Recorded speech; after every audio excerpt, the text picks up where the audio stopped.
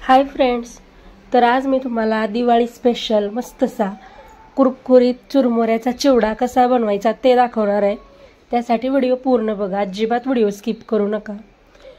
तर चुरमुऱ्याचा चिवडा बनवण्यासाठी इथे मी बघा एक चुरमुऱ्याचे पॅकेट घेतले। यामध्ये बघा 1 किलो इतके चुरमुरे आहेत। हे चुरमुरे बघा मी पॅकेट आत्ताच फोडले आणि बघा चुरमुरे मस्तसे कुरकुरीत आहेत। त्यामुळे इथे मी अजिबात चुरमुरे भाजून वगैरे घेणार नाही, डायरेक्ट मी याचा असा चिवडा बनवणार आहे। बघा तुमचे जर चुरमुरे बघा थोडेसे नरम पडले असतील तर तुम्ही त्याला बघा थोडंसं भाजून घेऊ शकता, म्हणजे अगदी हलकसं भाजून घेऊ शकता, किंवा बघा अर्धा ते 1 तासासाठी कडक उन्हामध्ये ठेवू शकता। बघा इथे माझे चुरमुरे ऑलरेडी कुरकुरीत आहेत, त्यामुळे मी अजिबात भाजून घेणार नाही किंवा उन्हात सुद्धा ठेवत नाहीये। बघा तर बघा आमच्याकडे तर इथे बघा याला चुरमुरे म्हणतात, तर काही ठिकाणी याला मुरमुरे सुद्धा म्हणतात, तर घ्या समजून। तर बघा चुरमुऱ्याचा चिवडा बनवण्यासाठी इथं मी बघा कढीपत्ता घेतलेला आहे, त्याच सोबत थोडीशी कोथिंबीर जी मी कट करून घेतली आहे, त्याच सोबत इथं मी थोडेसे मका पोहे सुद्धा घेतलेले आहेत। म्हणजे बघा कढीपत्ता, कोथिंबीर आणि मका पोहे मी एक प्लेट असं घेतलेलं आहे। त्याच सोबत बघा इथं मी 1 वाटी इतकं सुक्क खोबरं छान असं अगदी पातळ स्लाइस बघा उभ्या आकारात कट करून घेतल्यात। त्याच सोबत 15 ते 20 हिरव्या मिरच्या मी अगदी बारीक बारीक कट करून घेतलेल्या आहेत। त्यासोबत 20 ते 30 लसणाच्या पाकळ्या मी छान ठेचून घेतल्यात आणि त्यावरची साल सुद्धा मी अशीच ठेवलेली आहे। बघा त्याचसोबत 1 वाटी इतकं मी डाळवे घेतलेले आहे, तर काही ठिकाणी याला बघा भाजलेली हरभऱ्याची डाळ सुद्धा म्हणतात। त्याचसोबत 1 वाटी इतकं शेंगदाणे घेतलेत, शेंगदाणे थोडेसे जास्त घेतलेत। बघा आता आपल्याला चिवडा बनवण्यासाठी गॅसवरती मी एक मोठ्या आकाराची कढई गरम करायला ठेवली आहे। त्या कढईमध्ये बघा अंदाजे मी 4 ते 5 पळी इतकं तेल घातलंय। तेल व्यवस्थित असं गरम झालं की यामध्ये पहिल्यांदा मी शेंगदाणे फ्राय करून घेणार आहे। गॅस अगदी फुल करायचा नाही, नाहीतर काय होतं शेंगदाणे करपतात बघा, त्यामुळे अगदी मीडियम गॅसवरती मस्त असे शेंगदाणे सुद्धा बघा मी छान खरपूस फ्राय करून घेणार आहे। बघू शकताय मस्त हलकासा रंग चेंज झालेला आहे, आपले शेंगदाणे मस्त असे फ्राय झालेले आहेत। आता हे शेंगदाणे बघा मी काढून घेते या झाऱ्यामध्ये, आणि बघा फ्राय केलेले शेंगदाणे मी लगेच या चुरमुऱ्यामध्ये मिक्स करून घेणार आहे। बघू शकता या पद्धतीने। त्यानंतर लगेच बघा मी आपले जे मका पोहे आहेत ते मका पोहे सुद्धा फ्राय करून घेणार आहे। तर बघा माझ्याकडची जी कढई आहे ती अगदीच मोठी नाही किंवा अगदी छोटी नाही, मीडियम आहे, त्यामुळे बघा मका पोहे मी थोडेसे बघा फ्राय करून घेतीये। तुमच्याकडे जर थोडीशी मोठ्या आकाराची कढई असेल तर तुम्ही त्यामध्ये सुद्धा बनवू शकता। बघू शकताय मस्त मका पोहे सुद्धा मी छान फ्राय करून घेते। तर हे मका पोहे बघा घालणं ऑप्शनल आहे, तुम्हाला आवडत असेल तर घाला किंवा नाही घातलं तरीही चालेल, पण हे मका पोहे घातल्यामुळे बघा आपला जो चिवडा आहे तो दिसायला तर सुंदर दिसतो, त्याचसोबत खायला सुद्धा खूप छान लागतो। बघा बघू शकताय मी मस्त असे मका पोहे फ्राय करून घेतलेले आहेत। आता ते सुद्धा मी या चुरमुऱ्यावरती बघा पसरवून घेतीये। त्यानंतर बघा आपलं जे सुक्क खोबरं आहे ते सुक्क खोबरं सुद्धा मी तेलामध्ये अगदी 1 मिनिटासाठी फ्राय करून घेणार आहे। जास्त फ्राय करायचं नाही, नाहीतर काय होतं आपण या खोबऱ्याच्या अगदी पातळ स्लाइस केलेत बघा, त्यामुळे लगेच करपतं। त्यामुळे काय करायचं अगदी 1 ते 2 मिनिटासाठी बघा पटकन अगदी याला छान फ्राय करून घ्यायचंय। बघू शकताय अगदी हलकासा रंग चेंज झालाय, मस्त आपलं सुक्क खोबरं छान असं फ्राय झालेलं आहे। ते सुद्धा मी यावरती बघा पसरवून घेतीये। आणि त्यानंतर बघा त्याच कढईमध्ये आपण जे डाळवे घेतलेले आहेत ते सुद्धा मी अगदी 1 ते 2 मिनिटासाठी छान असे फ्राय करून घेतीये। डाळवे फ्राय करून घातल्यामुळे बघा चिवड्याला मस्त टेस्ट येते। तुम्हाला हवं असेल तर तुम्ही डाळवं न फ्राय करता सुद्धा घालू शकता। बघू शकताय मस्त हलकासा रंग चेंज झालाय, आपलं डाळवं सुद्धा बघा व्यवस्थित असं फ्राय झालेलं आहे। आता हे डाळवं सुद्धा मी या चिवड्यामध्ये घालते।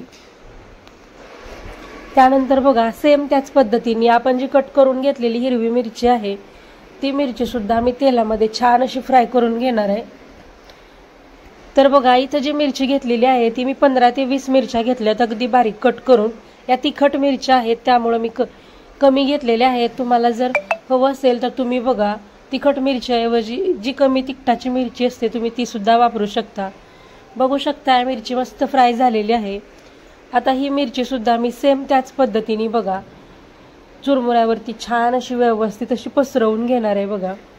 बघू शकताय हे सगळं साहित्य आपल्याला एक एक करून छान फ्राय करून घ्यायचंय. त्यानंतर बघा त्याच तेलामध्ये मी आपण जो ठेचून घेतलेला लसूण आहे तो लसूण घातलाय. त्याचसोबत कट करून घेतलेली कोथिंबीर आणि कढीपत्ता ते दोन्ही बघा मी छान असं तेलामध्ये व्यवस्थित असं मस्त कुरकुरीत होईपर्यंत फ्राय करून घेणार आहे. तर माझ्याकडचे सध्या जिरे संपलेत त्यामुळे मी जिरे घातलेले नाहीत. तुमच्याकडे जर जिरे असतील तर तुम्ही बघा यामध्ये लसूण आणि जिरे सुद्धा घाला, त्याने सुद्धा खूप छान टेस्ट येते. बघू शकताय आता आपल्याला कढीपत्ता आणि कोथिंबीर छान अशी कुरकुरीत होईपर्यंत फ्राय करून घ्यायची. नाहीतर काय होतं बघा तुम्ही जर अशीच हिरवी कोथिंबीर घातली तर आपला जो चिवडा आहे तो लवकर नरम पडतो. त्यामुळे याला मस्त असा कुरकुरीत होईपर्यंत फ्राय करून घ्यायचं आहे. त्यानंतर यामध्ये मी 1 चमचा इतकी हळद घातली आहे. त्याचसोबत अगदी 1 ते 1.5 चमचा इतकं मी लाल तिखट घातलं आहे. लाल तिखट इथं ऑप्शनल आहे, तुम्ही तुमच्या आवडीनुसार तिखटाचं प्रमाण कमी जास्त करू शकता. बघू शकताय आता याला परत एकदा मी व्यवस्थित असं मिक्स करून घेते. बघू शकताय किती मस्त असा कलर आलेला आहे. आता हे बघा आता हे सुद्धा मी यावरतीच बघा या चुरमुऱ्यावरती हे सगळं फ्राय केलेलं साहित्य घालतीये.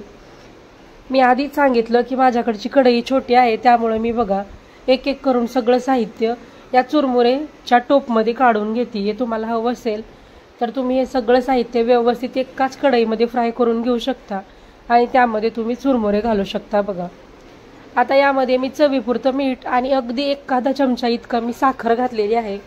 आता याला बघा याच झाऱ्याने व्यवस्थित असं मिक्स करून घ्यायचं. म्हणजे काय होतं बघा आपलं जे चुरमुरे आहेत त्याला मस्त असा कलर येतो. आता त्या चुरमुऱ्यामध्ये बघा आपण फ्राय केलेलं जे साहित्य आहे ते छान असं व्यवस्थित मिक्स करून घ्यायचं आहे. त्याचसोबत इथे मी 1 मोठी प्लेट इतकं फरसाण घेतलेलं आहे. फरसाण सुद्धा यामध्ये घालून व्यवस्थित मिक्स करून घेते. तुम्हाला यामध्ये फरसाण घालायला आवडत असेल तर घाला किंवा नाही घातलं तरीही चालेल. किंवा आपली जी शेव असते बघा ती शेव सुद्धा तुम्ही यामध्ये घालू शकता. बघू शकता या पद्धतीने मी सगळं व्यवस्थित असं मिक्स करून घेतलेलं आहे. आणि आपला चिवडा बघा किती मस्त असा दिसायला लागलेला आहे. मस्त असा रंग आलाय आणि त्यासोबतच बघा मस्त कुरकुरीत चिवडा बनून तयार आहे. तर तुम्हाला मी हा चिवडा एका प्लेटमध्ये काढून दाखवते. बघू शकताय मस्त असा आपला झटपट चिवडा बनून तयार आहे. तुम्हाला जर हवं असेल तर तुम्ही यामध्ये बघा कांदा सुद्धा फ्राय करून घालू शकता. पण बघा कांदा फ्राय करून घालताना काय करायचं 5 ते 7 दिवस आधीच बघा कांदा उभ्या आकारात अगदी पातळ स्लाइस करून घ्यायचा आणि 5 ते 7 दिवस बघा कांदा छान असा कडक उन्हामध्ये बघा छान सुकवून घ्यायचा म्हणजे वाळवून घ्यायचा आणि नंतरच तो कांदा यामध्ये वापरायचा.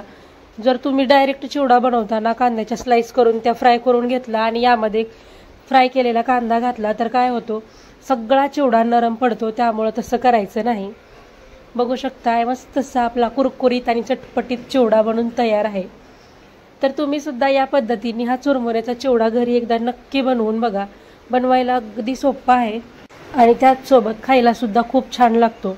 तर तुम्हाला आजची ही चुरमुऱ्याच्या चिवड्याची रेसिपी कशी वाटली ते मला कमेंटमध्ये सांगा.